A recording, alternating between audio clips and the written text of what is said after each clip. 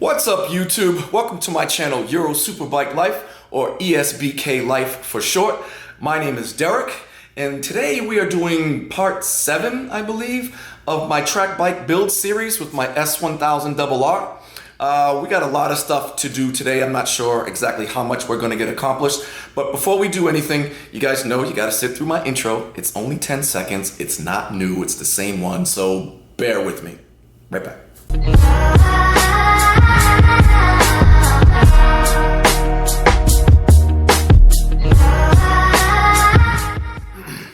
Welcome back, everyone. If you guys remember in part 6, my last episode, we installed my Moto D Start Next lap timer and data logger, as well as our Öhlins steering damper. Today, we're going to be basically taking some stuff off. I don't know if we're going to get to actually installing some things because I'm still waiting for my hose clamps for the Samco silicone hoses. They're supposed to be here tomorrow, which is a little scary because it's Friday and I hate working on the bike directly before my track day, which is on Sunday. But it's something we're going to have to do, or maybe I'll just do the track day with the old hoses and then put them on after. But anyway, you guys can't see. Hold on. Let me adjust the camera so you guys can see what I'm pointing at. So today we're going to be basically taking some parts off of the bike in anticipation of getting them installed. And they're all sort of interrelated because I have to remove basically the same parts to complete the job. So today we are going to be removing the rear shock.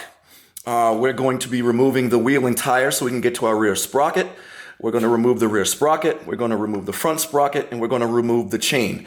Most likely in the next episode, we'll actually get to installing that stuff because like I said before, we're going to try to keep these episodes to about 15 minutes or under. So enough talk, let's get to it, shall we? So you remember in the last episode, we removed the tank. It's actually still removed, I just sat it on here for storage. So let's go ahead and get this out of the way, and then we can start getting to the shock and start removing it.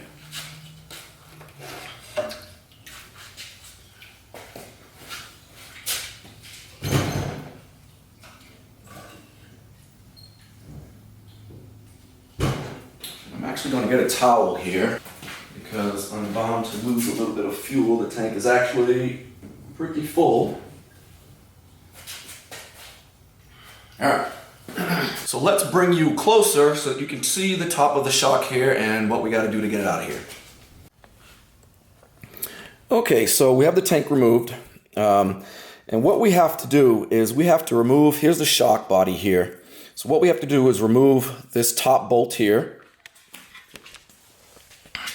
We come down on the bottom here. There's another bolt here, the lower shock bolt that we have to do. But you can see the cross link is in the way. And I've actually gone ahead and loosened this up.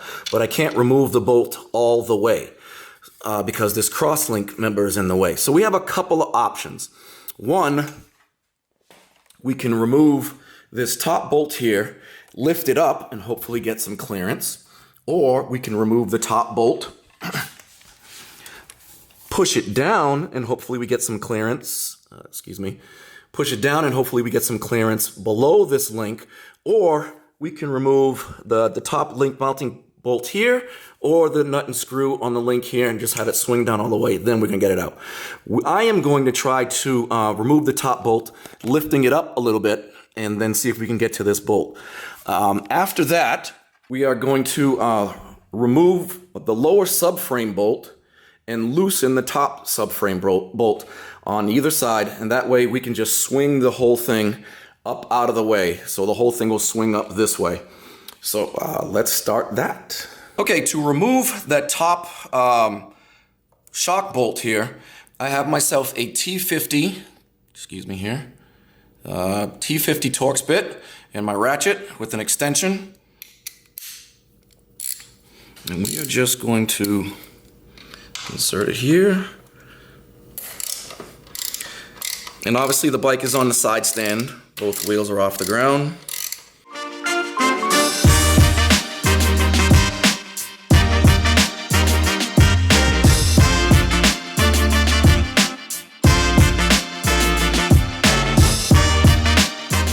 Go ahead and finish removing this. Get this out of the way.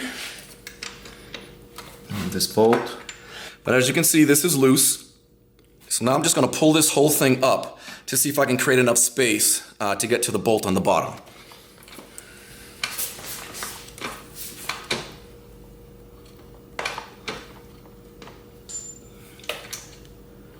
And the answer is no.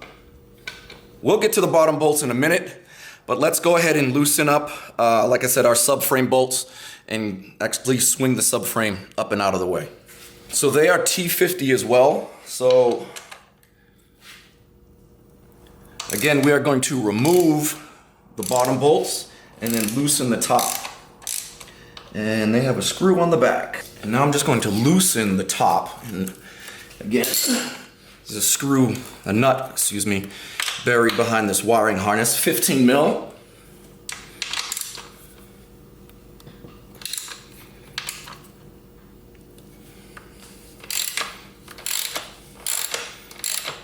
Okay, so that side is loosened up. Now I'll go on to the other side here and do the same. So, let me see, you can't see that, so back this up a little bit. There we go.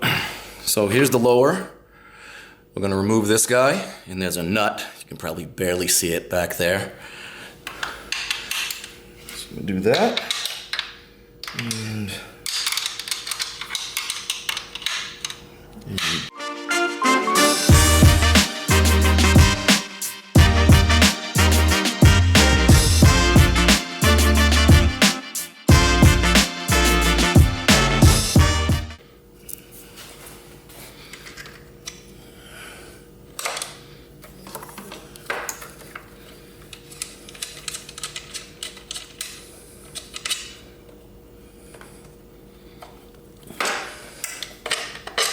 okay, second lower nut and bolt removed.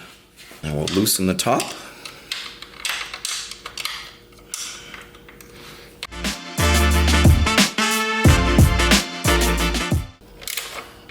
Okay, now that's loosened up.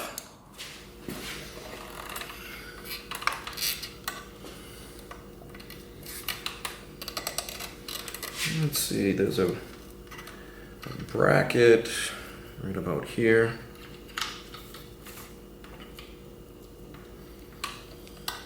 And there we go. Okay, so now you can see we got a whole lot of space right now. Once the, even if we don't drop the swing arm any low, we got all this space to get the shock up and out. But now we got to work on getting out that lower bolt. All right, so we're over here under the bike here, over on the right side, and we're looking at the link, our lower suspension link here. So what I'm going to do is I'm going to remove this bolt here, so the whole thing will swing down, and I should be able to gain access, enough room to clear the linkage here for the bottom of the shock bolt. Oh, by the way, this is a T55 Torx bit. Yes, T55.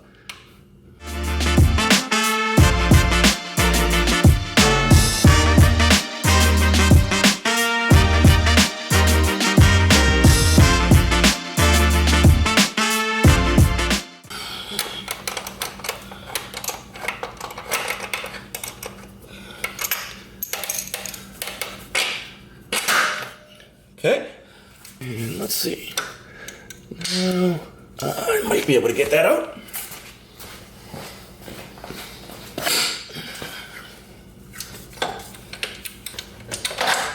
There we go. Lower bolt out. So as you can see, we got the subframe up and out of the way. We removed the upper shock bolt, we removed the lower shock bolt, and we also had to remove the upper lower shock link bolt so that we can gain access to get the lower bolt out. So now all we have to do is grab this guy, lift it up out of the way. That's it. So now what we'll do is we'll go ahead and remove the wheel and tire so that we can get to this rear sprocket, and we'll start to remove the front sprocket as well. And then that will probably be it for this episode. We're going to grab our 34 mil socket with a breaker bar here, 1/2 inch. We're going to loosen this up and obviously take out the axle. We'll loosen up our chain adjusters here, my Litech chain adjusters. We'll slide it forward to create some slack, take the chain off the sprocket, and then we'll just remove the wheel.